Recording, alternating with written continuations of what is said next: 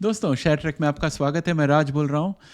आज मैं आपको एक तरह की खुशखबरी दूंगा क्योंकि आज सबूत मिल गया है कि ये यूएस वाले जो है खुद के घर के अंदर झांकने के बजाय दूसरों के मामले में दखल देते हैं। आपको याद होगा कि अभी अभी मैंने हिंडनबर्ग और अदानी के बारे में वीडियो बनाया था, जिसमें हिंडनबर्ग ने कहा कि हमारी सेबी जो है और हमारा गवर्नमेंट जो है अच्छी तरह से शासन नहीं करता और इसकी वजह से अदानी जैसे कंपनी जो है शेयर का भाव गलत तरीके से बढ़ाते हैं और बुरी तरह से बिज़नेस करते हैं, यानी कि छल कपट करके बिज़नेस करते हैं। तो कुछ इस तरह का उन्होंने प्रस्ताव रखा था, जिसकी वजह से अदानी शेयर्स के भाव कम हो गए और उन्हें काफ़ी परेशानी हुई। आज खबर ये है कि सिलिकॉन वैली में एसवीबी बैंक है, सिलिकॉन वैली बैंक और सिल्वर गेट बैंक है, दो बैंक एक के पीछे एक लुढ़क गई है। और ये खुद अपने यूएस के अंदर झांक के देख ले कि इस तरह से बैंक किस तरह से लुढ़क जाती है, और ये दुनिया भर में जाकर कहते हैं कि आप इस तरह से कंपनी चलाइए, इस तरह से शासन चलाइए, प्रधानमंत्री को रेजिग्नेशन देना चाहिए। अब ये खुद के घर के अंदर झांक के क्यों न देखे। चलो इसके बारे में बात करते हैं शेयर ट्रैक में।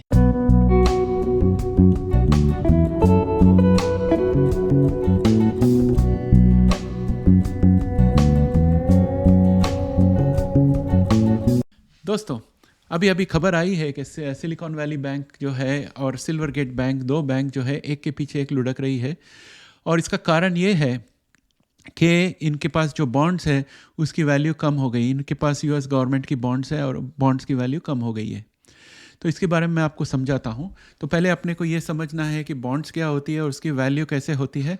फिर उसके बाद हम समझ लेंगे कि एसवीबी किस तरह से डूब गया, और उसके बारे में हम ये तुलना करेंगे कि यूएस खुद के लिए किस तरह से स्टैंडर्ड्स रखता है, या खुद के देश के अंदर जो होती है उसको किस तरह से देखता है और बाहर के देश में किस तरह से देखता है। ये दो अलग अलग मापदंड हैं इनके पास, जो सही नहीं है मेरे हिसाब से। तो पहले हम जानते हैं कि बॉन्ड्स किस तरह से वैल्यू होते हैं। बॉन्ड्स का मतलब है कि आप अगर एक इंडियन गवर्नमेंट से बॉन्ड खरीदोगे तो समझ लीजिए बॉन्ड का इंटरेस्ट है 5% और आप दे रहे हो 1,000 रुपये, और आपको 10 साल के बाद ये 1,000 रुपये वापस मिल जाएंगे, और 10 साल तक आपको 5% पर एनम के हिसाब से हर साल 5% ब्याज मिलते रहेगा। तो इसे हम बॉन्ड कहते हैं। बॉन्ड में कोई रिस्क की बात नहीं है। आपका जो पैसा आपने डाला है वो पूरा का पूरा आपका एंड ऑफ द पीरियड में मिल जाएगा, और जब तक वो पैसा बॉन्ड होल्डर के पास है तब तक आपको 5% इंटरेस्ट मिलता रहेगा, क्योंकि आपका 5% इंटरेस्ट रेट है। तो इसे हम बॉन्ड कहते हैं। तो अगर आपने जब 1,000 रुपये डालकर बॉन्ड लिया और आपको 5% इंटरेस्ट उस बॉन्ड में मिलता है, तो उसको हम कहते हैं यील्ड। 5% यील्ड मिल रहा है आपको। और आपने ये लेने के बाद समझ लीजिए गवर्नमेंट दूसरी एक और बॉन्ड लेके आती है, उसमें 6% यील्ड देती है। उसका मतलब है आप 1,000 रुपया डालकर देकर वो बॉन्ड खरीदो और गवर्नमेंट आपको 6% सालाना देगी 10 साल के लिए। तो जाहिर है कि आप 5% के अलावा बजाय 6% पसंद करोगे। तो जिसके पास 5% पर एनम वाला बॉन्ड है उसके बॉन्ड का फेस वैल्यू कम हो जाएगा। आपको दूसरी तरफ से एक्सप्लेन करता हूँ। समझ लीजिए आपने एक फ़ोन ख़रीदा, ब्रांड न्यू फ़ोन ख़रीदा, समझ लीजिए आईफोन ख़रीदा है। आपने ख़रीदा 1,00,000 रुपए को एक स्पेशल आईफोन ख़रीदा, और आपने इंटरनेट में बाई दबा दिया, पेमेंट कर दिया, और अभी आईफोन समझ लीजिए आपके घर को आ रही है 1,000 रुपये के रेट में। लेकिन आपके ख़रीदने के बाद चंद घंटों के बाद कंपनी बोलती है कि कल से आईफोन जो है हम 90,000 रुपीज़ में बेचेंगे 1,00,000 के बजाय। तो जब तक वो फ़ोन आपके घर आके पहुँचे, आपने पैकेज भी नहीं खुला है, बिल्कुल नई है, लेकिन उसका वैल्यू सिर्फ 90,000 है, हालांकि आपने 1,00,000 रुपीज़ दिया था। तो ये बात तो आपको समझ में आ गई होगी, राइट। उसी तरह से समझ लीजिए आपने 1,00,000 में आईफोन ख़रीदा और वो लगभग आ ही रहा है आपके घर को, लेकिन आपके ख़रीद के 2 घंटे के बाद एप्पल कंपनी बोलती है कि कल से हम ये आईफोन जो है 1,10,000 में बेचेंगे। तो हालांकि आपने 1,00,000 देकर आईफोन ख़रीदा है, लेकिन मार्केट में अगर कोई आपके पास से ख़रीदना चाहेगा तो 1,000 के ऊपर ही देंगे, 1,00,000 के ऊपर ही देंगे, 1,10,000 के ऊपर ही आपको वैल्यू देंगे, और आप भी 1,10,000 से कम में नहीं बेचोगे। तो जब आपको ये लॉजिक समझ में आ जाए तो अब आईफोन की जगह पर आप समझ लेना बॉन्ड। तो आप लेते हो बॉन्ड 1,000 रुपये का, वो आपको 5% 1.5% इंटरेस्ट देता है, और उसके बाद गवर्नमेंट दूसरी बॉन्ड इशू करती है 1,000 रुपये की, लेकिन उसमें 4.5% इंटरेस्ट देती है। तो 1.5% इंटरेस्ट किसको पसंद आएगा जब आपको 4.5% इंटरेस्ट मिलती है। तो आप अगर आपका 1.5% वाला बॉन्ड बेचने जाओगे तो आपको 1,000 रुपये नहीं मिलेंगे, उससे काफ़ी कम मिलेंगे, क्योंकि अभी 1,000 रुपये को $4.5 पर 4.5% पर एनम का इंटरेस्ट मिलता है।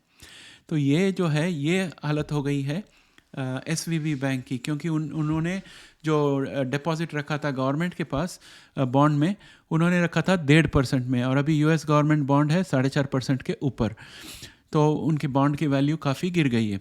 और आपको ये पूरा कहानी सुनने के लिए, समझने के लिए एक और चीज़ समझना पड़ेगा, वो है स्टार्टअप्स के इकोनॉमी के बारे में।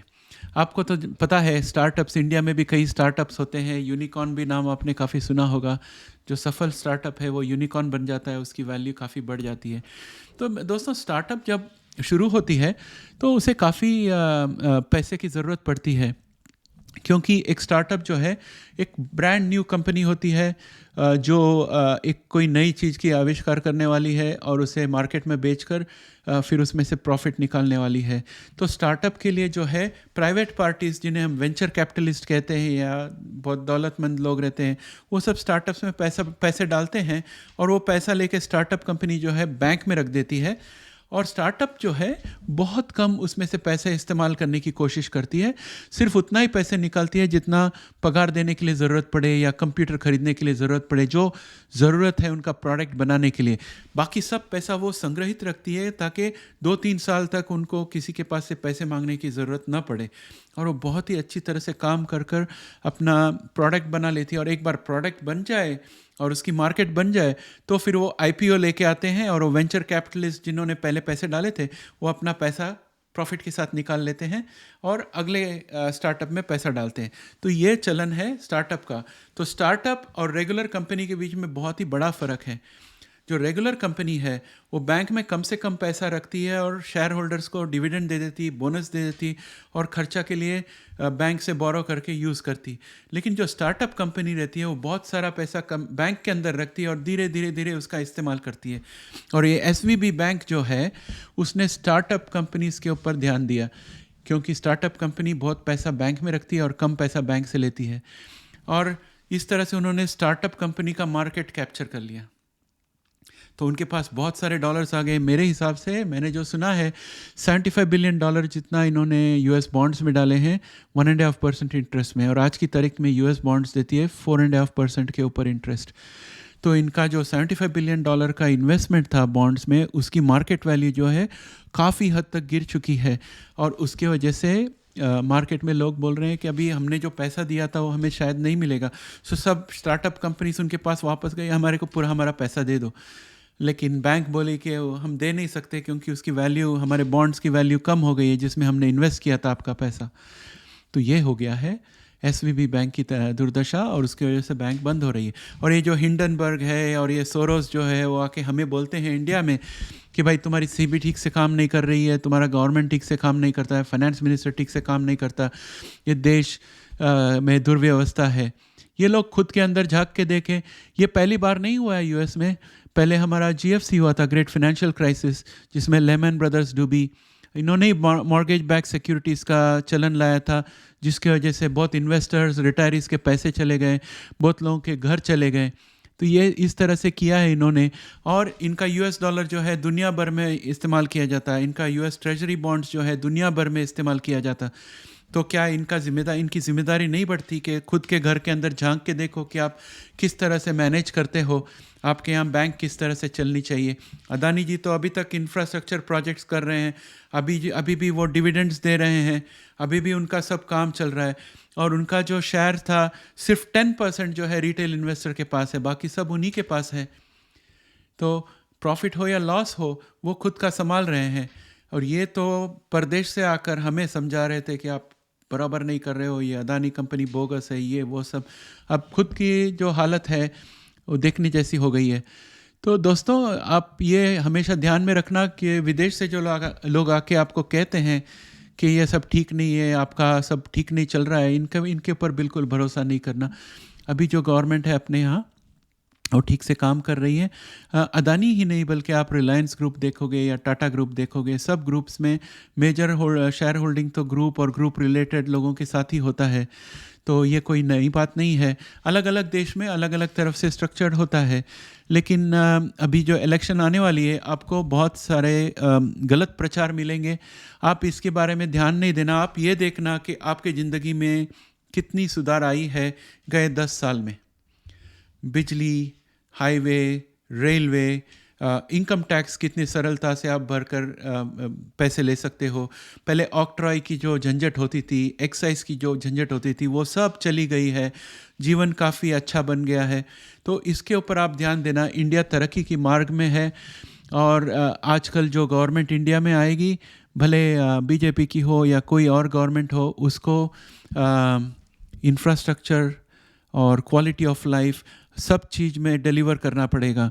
सिर्फ आपस में इंसान को जात के ऊपर या धर्म के ऊपर आपस में लड़ाकर इलेक्शन जीतने से काम नहीं चलेगा। इन्हें एक्चुअली काम करके दिखाना पड़ेगा कि किस तरह से आम आदमी की ज़िंदगी सुधर सके। अच्छी रोड्स चाहिए, अच्छे इलेक्ट्रिसिटी चाहिए, अच्छा इंटरनेट चाहिए, कम भाव में इंटरनेट चाहिए, और जगह जगह एयरपोर्ट की ज़रूरत है। आम आदमी की ज़िंदगी में सुधार होनी चाहिए। अगर ऐसा न करें तो हमें गलत गवर्नमेंट मिलेगा और देश पिछड़ जाएगा दोबारा। अब इंडिया के लिए बहुत अच्छा मौका है आगे निकलने का, और इंडियन रुपी के लिए भी बहुत अच्छा मौका है बहुत सारे देशों को अपने नेटवर्क में ले आने की। यूपीआई जो है वो भी पूरे विश्व भर में अभी प्रचलित हो रहा है। तो दोस्तों, इंडिया में काफ़ी अच्छी गवर्नमेंट है, और जैसे जैसे इलेक्शन नज़दीक आएगा, आपको देश विदेश से लोग तरह तरह की गलत खबरें देंगे, लेकिन आपको ये देखना है कि आपकी ज़िंदगी में कितनी फ़र्क पड़ी है, और उसके हिसाब से आप आपका मत दें। तो यही मेरा संदेश है आपको, और इसके साथ हम मिलेंगे अगले वीडियो पर। जय हिंद।